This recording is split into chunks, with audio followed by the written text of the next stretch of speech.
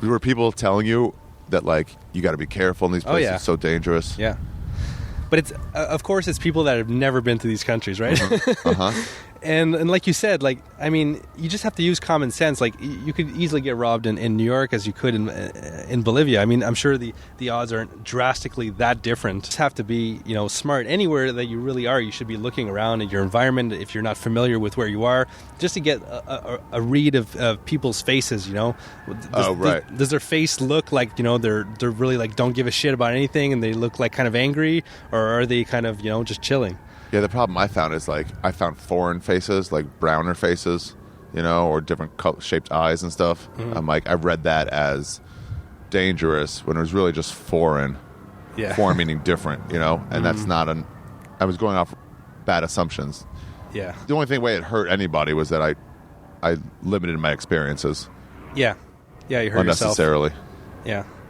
Yeah, I mean, I think you shouldn't be afraid of pretty much anything. That you should be able to do it. Any kind of experience.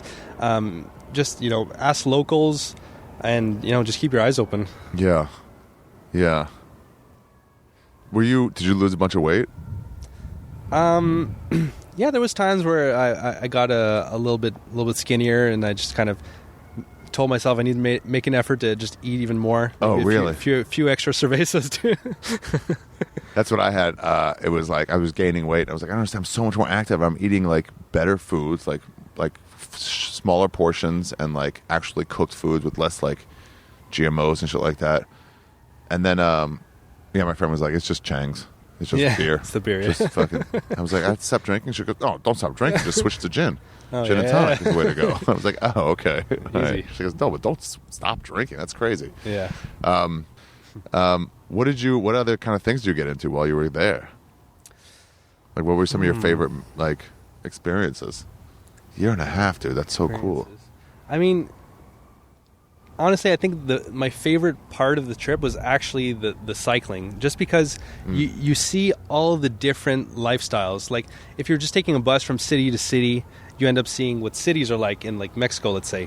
When you go in between cities and you see these small towns and, how most people just kind of, own this, like, small farms, and they just kind of do sustenance living and stuff like that. Or maybe they trade with the neighboring farms and stuff like that. And, I mean, people are just, like, so chill. Like, if you everyone wants to talk to you, and they're just always in a good mood. When I find the more you get out of cities, and just seeing the different environments, going from one place, seeing the landscape change and stuff like that. I just really enjoyed the bicycling. Like, I like cities too, but after, like, a few days, I was kind of itching to get back on the bike. Cities also, to me anyway, you can comment on this, they all seem sort of the same. Like, every country has their big city, and they might have more than one. Like, we have Chicago, New York, and LA as the big city, you know, but we're massive, but, like, you get Toronto and Vancouver, but it's like the big city. And then you have, so we were talking to my friend who's a Canadian, which, like, she lives in Edmonton. She drove to Calgary to come do shows with me. And, like, those are big cities of Alberta, But, like, Red Deer is where you'll get a way better experience of, like, who is a Canadian? Yeah. Rather than these, like, oil barons in Calgary that aren't the real people. Yeah. Yeah, definitely. I think just, like, the thing what happens with cities is that, when modernity creeps in and everyone, has access to the internet, I think that kind of, to a certain extent, kind of starts to create culture. I mean, the internet, and also just, like, it just, when you have too many, like, people, you just kind of, like, see them, like, not like people. They're just kind of, I mean, you do see them as people, but not like really. These are all unique people with different stories and different personalities. Like, you wouldn't stop to talk to people. Like, people just don't do that as much in cities. New York. No way. I got home from traveling. I spent a week trying to get someone in New York to me to say hello back. Not start, just back, Really? So I'd be like, I'd look at people coming down the street. I'd, like, look up. I'd, like, stay looking up. Because, I mean, do they do this where everyone says hello, good morning, good afternoon to each other? Bon dia, bon tarde. Oh, that's... Yeah. Like, you pass by people and just, like, good afternoon, good And in morning. Restaurants, they say buen provecho, and I didn't know what that meant for the longest time. It was just, like, smile and nod. It's just bon appetit, Oh. And yeah, people are just, they're just more chill. Yeah, I couldn't get anyone to say hello. I'd be like, hello, and they just look down. I'm like, fuck. It was like hard on me. Is that kind of culture shock kind of thing where people, I don't know what kind of town you're from, but like where it's not as social with strangers? Yeah, I'm more in a smaller town where it's not as fast paced as like a city. Yeah, if I'm visiting my parents in the suburbs and you're walking and you pass somebody, there's no way you don't say hello. Yeah. And here, there's no way you do. Yeah. And I didn't know what to do. And Mom was eventually like, it's just numbers, I think. You just can't say hello to 4,000 people. That'd be half your day. Yeah. So you just like don't do it. And then you start not viewing, you see them as backdrop and not people that can. But I still try to smile. I still try to like maybe make eye contact, just a little smile, maybe a nod, maybe not. Yeah. Have you talked to your friends yet since you went back? Oh, yeah. Did you have this experience where they're interested, of course, because like, wait, what? So, and then they're like, what was Argent? Well, how do I say this question best? They start asking you about it, and then did you ever see them just glaze over and become uninterested pretty quickly? Not really. To be honest, like, I don't have that many friends, and the friends that I have been that I do have that I talk to like on a regular basis, I was already talking with them throughout the trip, and I already knew they were interested in the trip, and they like follow my videos and stuff like that. So no, I didn't really get that experience. That's good. Yeah, I read a book, and he said that's what's going to happen is you're going to get home and like, wow, so what was the food like in Bolivia? And you're like, oh, they cook fucking paellas right in the street. It's pretty awesome. Like, oh, wow, yeah, remember me and Marcy? Remember Marcy, we went to that place? I'm like, oh, can you believe John? Fuck it, what he said the other day. And you're just like, oh, so we're done? I wouldn't mind that, actually. Shitload more experience, but okay. Because, I mean, again, for me, like, talking about my trip, especially when it's common questions, but sometimes, it's just, I just don't feel like doing it, so I wouldn't mind that. Yeah, well, yeah. Yeah, I just always shut up. I'm like, if you stop asking, I'll stop talking.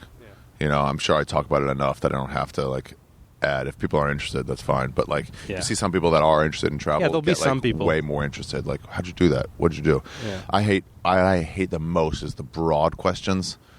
What was Argentina like? And you're just like, I mean.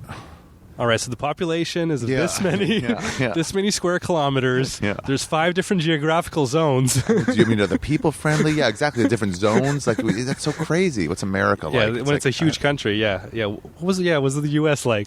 I want to go to Patagonia bad. Oh yeah, you should. It's pretty, huh? I mean, I haven't seen the world, but it has to be one of the nicest places in the world. Like it feels like you're in paradise, especially bicycle touring. They're real outdoorsy there, right?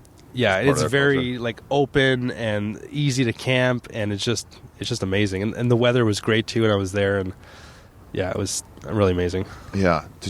When you're biking in the rain, in the cold rain, hot rain is like sort of fun in a different way.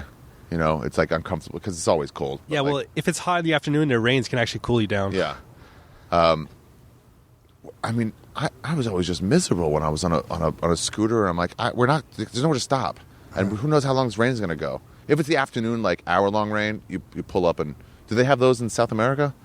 Yeah. And that's usually how it is. It'll rain like for like an hour and then it's done. And stop. And so when you see it happen and it pours...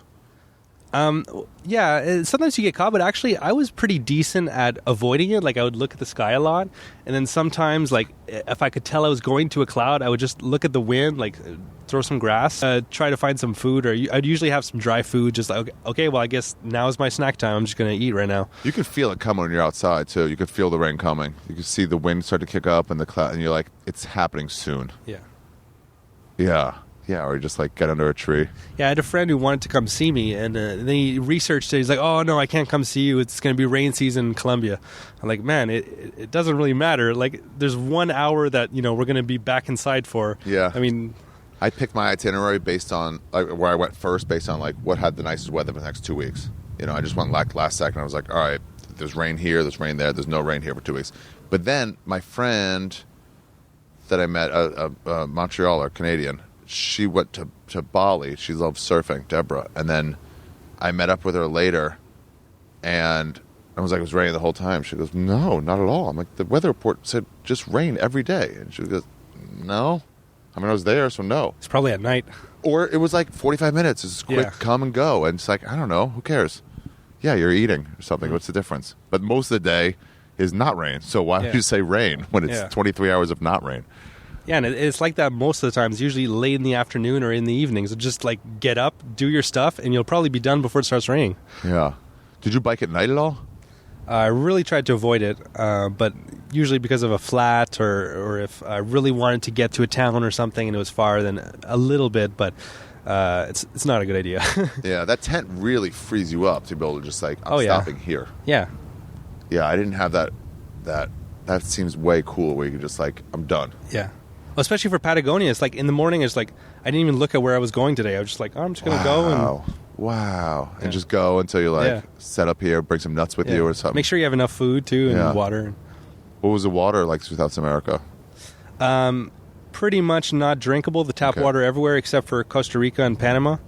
But you can get water filters. I was just kind of too lazy to get water filters. I would usually just kind of buy water. It wasn't that expensive, but I probably should have, looking back, because it does add up.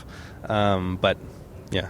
Yeah, most places I've been, not Europe, I guess, but like all through Asia, it's like, do not drink the water. And the locals don't either. Yeah. Which is strange. But yeah, if you get a purifier, I wonder if that would be good enough.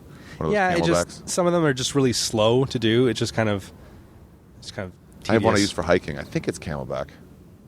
And it's got a filter in there. And so then it's just like any creek, just fucking go. But it's pretty fast because it works on as you suck it out. Yeah, the water ball. I've seen that. And when I saw that, I was like, oh, I should have had that. Yeah. It's really great because when you do come across like a cold mountain stream and you're hot and the stream is cold because it's coming from the mountains, it's like you still feel like this is a mountain. I'm drinking mountain water. And I still did that. I just tried to make sure that, okay, there's not going to be like any farms up there or anything. Because a lot of the time, like I would be in the mountains, so like I'm at the top right now. Like that's the peak. There's nothing after. So if there's water coming from that mountain, I'm going to drink it. It's clean. Yeah. Yeah, I remember in Alaska, they were like, there was near Anchorage, they were like, oh no, there's beaver shit in here and you'll die. You'll get diarrhea so bad that it's like 50-50 whether you'll die. Yeah, you have to be able to see the peak of the mountain and see where the water is coming from. But no animals at all. I'm so scared of that fucking. Once they said that about the beaver shit, I was like, I'm not ever having anything. But did it look like it would? It looked so clean. Yeah, it looked clean, but like, I mean, did you see like where the source was? Like, could you see like? There's no farms up there. Oh, these are wild beavers. Yeah. But I mean, for me, it wasn't rivers. It was usually like trickles just coming down the rocks. Yeah, I mean, you got away with it, so it's fine. You're probably able to. Dude, I get scared in like nature when I hear a squirrel like freaking out. I go to nature so much. I'm such a pussy about it. I should be way better by now. I'm trying to think what else. When I started camping in the U.S., I'm sure it was a squirrel now, but I would swear to God it was a bear, and I was like shaking, like, oh God, there's a bear, there's a bear, there's a bear. And then when a deer actually came, I'm like, it was so much louder than the squirrel. I'm like, okay, that was a deer. Now I know what a squirrel is, but I was dying. I thought I was going to get eaten alive. Yeah, for sure. What time is it? Can you check your phone? I don't have mine. Oh, that's a GPS. Oh, that's a Garmin. Oh, sorry. It's got to be somewhere at some point. It is 4:14. 4:14. All right, I got another 15 minutes to say. Did you meet any really cool people? Definitely. Besides that chick? Definitely. I mean, just like in Costa Rica, this one time, just an example, I was bicycling along and this guy just stops over and he's like, have you had lunch? I'm like, no. Do you like fish? Yeah. And then he just come to my house. I just followed him to his house. Yeah. Wow. Yeah. And amazing lunch. Just had a great hour just talking with his wife and his kid. And near a city or no? No. Okay. No. And yeah, I mean, there's just a lot of that. Like people will just talk to them. Yeah. There's this play called Sleep No More. I don't know if you've ever heard of it. Rings a bell, but okay. I think they do it all over the world now, but and maybe before too. But there's one here, and they just redo Hamlet, all silent, and everybody it's like 3 or 4 stories, 5 stories actually, and different floors. It's abandoned warehouse. Oh, okay. And you just go through and you wear these masks. Oh, I have heard of this. And the masks are you're an audience member, not an actor. They tell you dress up is nice, and if you dress up, they're more likely to pull you aside. They'll grab your hand, they'll pull you into a separate room, and they'll just give you this weird monologue, and you're like, "What is going on?" And those moments of when they pull you aside, they take your hand, they pull you into another room, and they talk to you about their child who died and whatever, as a character, you know. It's just like this, and everyone else looks at you like there's 8 of you, you know, wearing the mask, and they'll just pull one of your hand, and everyone else like, oh fuck, he's getting this special thing. To me, those moments where someone's like, you hungry? Do you like fish? Come with me. It's like that's exactly that. Yeah. Where you get this bonus of like meeting a local in a local, real, like authentic way. Mm-hmm. They're just irreplaceable moments that don't translate. Yeah. Because the translation is like, I get it, some guy, but like when people hear it up here, they're just like, oh, so you had lunch and talked to someone? You're like, that doesn't convey it all. Yeah. It's like it's a legit home cooked, authentic type of meal. Like it was from a river nearby, the fish, you know? Yeah. Like a fish I'd never seen before, and just, you know. Yeah, it's a moment of immersion into a culture where it's... And the guy gave me tons of great tips of things to do in Costa Rica. Like what? I went there once with my parents. Well, I had made some plans to go towards the coast, and the place that I was going to was like, don't go there. It's super crowded. It's super expensive. Which one? I think it was called Jacara. Okay. That's north of the Manuel Park. Okay. And then he said, if you want some just like amazing beaches where there's no one and it's super quiet, just go further south to Uvita, I think it was. Yeah. And sure enough, it was just great, just huge beaches, and you didn't have to pay to get in. And because in Costa Rica, like the parks can be pretty expensive, so you have to be kind of careful. I would, by accident, go around the gate or sure, whatever. Yeah, do what you can, especially where you're like, I don't care if I'm not supporting your. I'm not one of those. I'm a backpacker. We don't have, you know. It's like that's well, I am supporting the economy by being there, and true, you know. True. Yeah, I was in Cabo once for a festival, and there's a poker player there that we're going to do a podcast, and he was like, come meet me where I'm staying. And it was like a 15-minute cab ride. He might have driven me, I forget. And Cabo is just as tourist. It's Cabo Wabo, you know? It's, I mean, you may as well be in America or Toronto or whatever. It's just like, and then you go 20 minutes south, and you're like, oh, just gorgeous beaches where no one is. Yeah.